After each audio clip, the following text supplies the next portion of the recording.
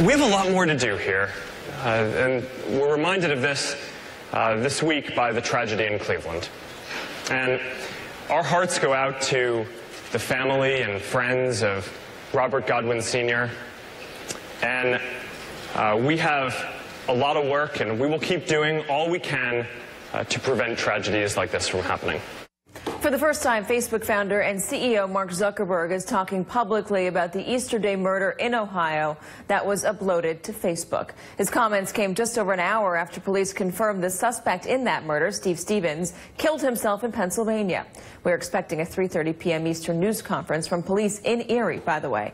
But that video is now raising new questions about violent content posted to Facebook and how the site responds. I want to bring in Jennifer Greigel. She's an assistant professor of communications at Syracuse University's Cy Newhouse School of Public Communications. Jennifer, thanks for joining us. Do you think that Mark Zuckerberg said enough today? By our count, that was about 23 seconds, that comment. Absolutely not. I'm actually shocked to hear that he even needed a reminder of all the work that he needs to do. He owns the largest social media company in the world. He owns Facebook, Messenger, WhatsApp, Instagram, and a slew of other companies. He knows exactly how much work he needs to do, and he knows how his company is run. He knows how many active monthly users he has. He knows how many content moderators he has. I don't think we can just take that at face value and think that's enough. What can he do? For starters, I think he needs to evaluate his company and start to add more resources. There definitely is not enough content moderation that's happening, as we just saw with this crisis. This video was uploaded and it sat on the servers for over 3 hours. He's not doing enough. There's a lot of risk and exposure, and I'm holding a high bar over here. I think we need to see him do a lot more. Why hasn't he done more? I think it's because, you know, the industry has grown so fast. He's by far has the largest company in the world. There's no regulation that's holding his feet to the fire. He's essentially reactive to issues instead of being proactive with his company.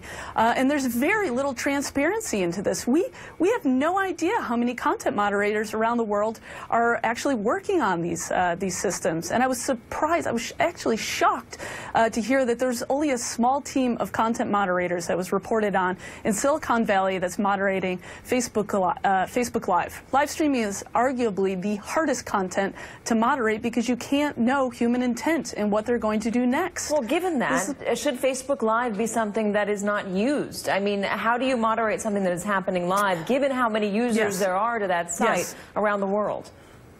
At a bare minimum, I have been advocating that there are user delays for teenage users. So you can get a Facebook account as young as 13. So 13 to 18-year-olds should be at least running on a Facebook Live delay, given that Facebook is essentially relying on users to moderate their content. We should not be having children moderating videos that contain murder in them.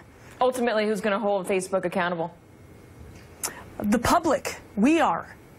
We need to hold accountable. We need to raise the bar for Mark Zuckerberg. Jennifer Greigel, thank you very much for joining us today.